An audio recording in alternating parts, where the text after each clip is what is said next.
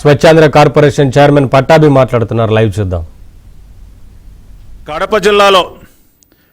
తానేదో కొన్ని వేల మందికి ఉద్యోగాలు కల్పించడం కోసం, ఉపాధి కల్పించడం కోసం పెద్ద పరిశ్రమని తీసుకువస్తున్నానన్న ఒక భ్రమని సృష్టించి ఆ రోజున దాదాపుగా 14,000 ఎకరాల భూముల్ని ఆ రోజున బ్రహ్మణి స్టీల్స్కి కట్టబెట్టినటువంటి వైనం. అంటే పరిశ్రమల స్థాపన ముసుగులో జగన్ రెడ్డి ఏ విధంగా లూటీ చేశాడన్నదానికి ఒక ప్రత్యక్ష ఉదాహరణ బ్రహ్మణి స్టీల్స్. మొన్న మధ్యనే మరి గౌరవ ముఖ్యమంత్రి వర్యులు చంద్రబాబు నాయుడు గారి చేతుల మీదుగా కడప జిల్లాలో మరి జిందాల్ కంపెనీ వారి సహకారంతో ఏర్పడుతున్నటువంటి స్టీల్ ప్లాంట్కి చంద్రబాబు నాయుడు గారి చేతుల మీదుగా శంకుస్థాపన జరిగినటువంటి కార్యక్రమాన్ని మనం కళ్ళారా చూసాం. ఈ రోజున ఎన్డీఏ ప్రభుత్వం చంద్రబాబు నాయుడు గారి సారథ్యంలో, నరేంద్ర మోదీ గారి సహకారంతో పెద్ద ఎత్తున పరిశ్రమలు తీసుకొచ్చి ఉపాధి కల్పిస్తూ, సంపద సృష్టిస్తూ ఒక ఉపాధి విప్లవానికి నాంది పలికితే, నారా లోకేష్ గారు చేస్తున్నటువంటి అవిశ్రాంతమైనటువంటి కృషి వల్ల ఈ రోజున పెద్ద ఎత్తున పెట్టుబడులు వచ్చే ఒక ఉపాధి విప్లవం ఈ రోజున మన కళ్ళెదురుగుండా కనపడుతూ ఉంటే, గతంలో రాజశేఖర రెడ్డి ముఖ్యమంత్రిగా ఉన్న సమయంలో కానీ, జగన్మోహన్ రెడ్డి ముఖ్యమంత్రి అయిన తర్వాత కానీ ఉపాధి సృష్టి పేరుతో లూటీ జరిగినటువంటి పరిస్థితికి బ్రహ్మణి స్టీల్స్ వ్యవహారమే ఒక ప్రత్యక్ష ఉదాహరణ. ఒక్కసారి మనం దీని పూర్వపరాల్లోకి వెళ్ళినట్లయితే, మరి కడప జిల్లాలో స్టీల్ ప్లాంట్ ఏర్పాటు పేరుతో 14,000 ఎకరాల భూమిని, జమ్మలమడుగు దగ్గర 14,000 ఎకరాల భూమిని ఆ రోజున వైఎస్ రాజశేఖర రెడ్డి ప్రభుత్వం జీవో నంబర్ 785 డేటెడ్ 8/6/2007 ద్వారా ఆ రోజున బ్రహ్మణి స్టీల్స్కి కేటాయించడం జరిగింది.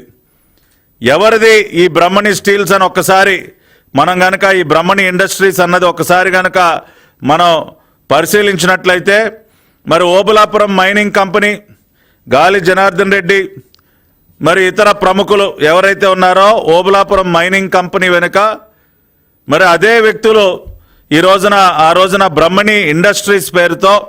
ఒక స్టీల్ ప్లాంట్, బ్రహ్మణి స్టీల్ ప్లాంట్ని ఏర్పాటు చేస్తామని చెప్పి ఒక ప్రతిపాదన తీసుకొచ్చి 14,000 ఎకరాలు జీవో నంబర్ 785 ద్వారా కారు చౌకగా, అత్యంత కారు చౌకగా ఆ రోజున తీసుకోవటం జరిగింది. ఎకరానికి మనం చూసినట్లయితే కేవలం ఆ రోజున 18,500 రూపాయలండి. ఎకరం 18,500 రూపాయలకి దాదాపుగా మరి 14,000 ఎకరాల భూమి, దానిలో 10,760 ఎకరాలు స్టీల్ ప్లాంట్ ఏర్పాటు పేరుతో, అదేవిధంగా 3,115 ఎకరాల భూమి విమానాశ్రయ నిర్మాణం పేరుతో 14,000 ఎకరాల భూమి కేవలం ఎకరం 18,500 రూపాయలకే కట్టబెడుతూ మరి జీవో నంబర్ 785 ఆ రోజున రాజశేఖర రెడ్డి ముఖ్యమంత్రిగా ఉన్నటువంటి సమయంలో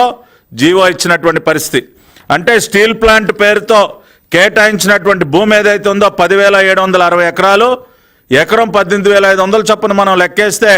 కేవలం 20 కోట్ల రూపాయలండి.